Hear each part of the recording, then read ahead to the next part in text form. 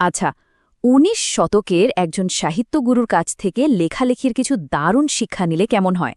আজকে আমরা বঙ্কিমচন্দ্র চট্টোপাধ্যায়ের দেওয়া কিছু পরামর্শ নিয়ে কথা বলবো, যা শুনলে অবাক হতে হয় যে এত বছর পরেও সেগুলো কতটা প্রাসঙ্গিক। মনে তো প্রশ্ন আসতেই পারে, তাই না? যে আজকের এই ডিজিটাল যুগে, মানে ১৮৮৫ সালের উপদেশ দিয়ে কি হবে? চলুন এই পুরো আলোচনা জুড়ে আমরা একসাথে এই প্রশ্নটারই উত্তর খোঁজার চেষ্টা করি। তো আমাদের আলোচনার কেন্দ্রে আছে বঙ্কিমচন্দ্র চট্টোপাধ্যায়ের এই অসাধারণ প্রবন্ধটা। এটা প্রথম প্রচার নামে একটা পত্রিকার ছাপা হয়েছিল, আর পরে তার বিবিধ প্রবন্ধ বইতে যুক্ত হয়। লেখাটা কিন্তু খুব বড় নয়, কিন্তু এর আবেদনটা ছিল আর আজও আছে একদম বিশ্বজনীন। তাহলে চলুন একটু গভীরে ঢোকা যাক। এই ছোট্ট প্রবন্ধের মধ্যে বঙ্কিমচন্দ্র এমন কিছু কথা বলে গেছেন যা আসলে যে কোনো দেশের যে কোনো সময়ের লেখকের জন্যই একটা পথপ্রদর্শক বা গাইডবুকের মতো কাজ করতে পারে। একবার ভাবুন তো, যাত্রাটা কত লম্বা। ১৮৮৫ সাল থেকে শুরু করে আজ পর্যন্ত এর প্রভাব কিন্তু একটুও কমেনি। আর এটাই তো প্রমাণ করে যে আসল সত্যি কথা বা ভালো পরামর্শ সেটা কখনোই পুরনো হয় না। বঙ্কিমচন্দ্র তার প্রবন্ধে একদম শুরুতেই একটা খুব মৌলিক প্রশ্ন তুলেছেন। প্রশ্নটা হল, লেখার আসল উদ্দেশ্যটা কি হওয়া উচিত? মানে, একজন লেখক কেন কলম ধরবেন? প্রশ্নটা কিন্তু আসলেই খুব ভাবার মতো। খ্যাতি, টাকা, নাকি এর বাইরেও অন্য কিছু? এই ব্যাপারে বঙ্কিমচন্দ্র একদম পরিষ্কার একটা দিক নির্দেশনা দিয়েছেন। বঙ্কিমচন্দ্র পরিষ্কার বলছেন যে খ্যাতি বা টাকার মতো অগভীর লক্ষ্যগুলো লেখার কারণ হতে পারে না।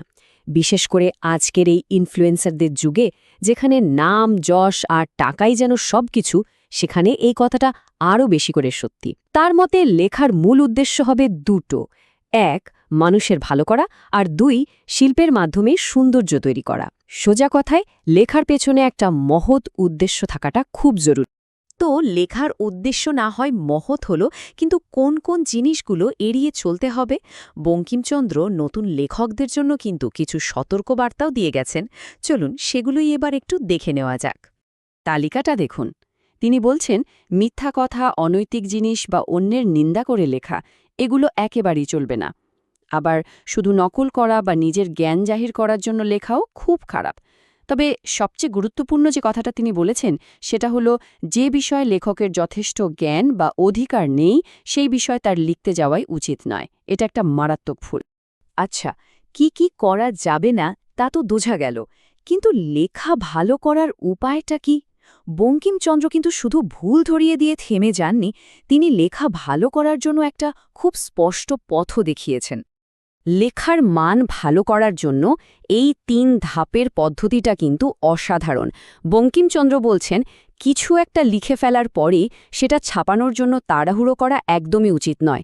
বরং লেখাটা কিছুদিন ফেলে রাখুন, তারপর ঠান্ডা মাথায় বারবার পড়ে সেটাকে ঠিকঠাক করুন। আর এই যে সংশোধন, এর মানে কিন্তু শুধু বানান বা ব্যাকরণের ভুল ঠিক করা নয়। এর আসল উদ্দেশ্য হল লেখাটাকে আরও ভালো, আরও গভীর আর আরও অর্থবহ করে তোলা। সংশোধনের পাশাপাশি আরেকটা খুব জরুরি ব্যাপার হল বস্তুনিষ্ঠতা। এর মানে হল, লেখক যা লিখবেন তা যেন বাস্তবতার উপর ভিত্তি করে হয়, নিজের ব্যক্তিগত পছন্দ অপছন্দ বা ধারণা দিয়ে নয়। সত্যি আর নিরপেক্ষ থাকাটা একটা ভালো লেখার অন্যতম প্রধান গুণ। আমরা এখন আলোচনার প্রায় শেষ দিকে চলে এসেছি। এখানে বঙ্কিমচন্দ্র একটা লেখার সবচেয়ে বড় গুণ বা অলংকারের কথা বলেছেন। কি হতে পারে সেটা বলুন তো? তার মতে লেখার শ্রেষ্ঠ অলংকার কোনটি?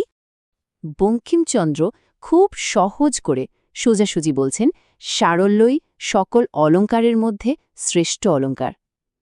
কি অসাধারণ গভীর একটা কথা, তাই না? হ্যাঁ, সরলতা। বঙ্কিমচন্দ্র মনে করতেন, লেখাকে সুন্দর করার জন্য কঠিন কঠিন শব্দ বা জটিল বাক্য দিয়ে সাজানোর কোনো দরকারই নেই। সবচেয়ে সুন্দর লেখা তো সেটাই যেটা পড়তে সহজ, সরল আর স্বাভাবিক। কারণ সহজ ভাষায় কিন্তু পাঠকের মনে সবচেয়ে সহজে পৌঁছতে পারে। এই প্রশ্নটা দিয়েই আজকের আলোচনাটা শেষ করা যাক। একটা যুগ যেখানে সবাই সবকিছুকে আরও জটিল করে তুলতে চাইছে, সেখানে সহজ আর স্পষ্টভাবে কথা বলাই কি একজন লেখকের জন্য সবচেয়ে বড় চ্যালেঞ্জ এবং সবচেয়ে সাহসী কাজ নয়? বঙ্কিমচন্দ্রের ১০০ বছরেরও বেশি পুরনো এই পরামর্শ আজও আমাদের নতুন করে ভাবতে বাধ্য করে।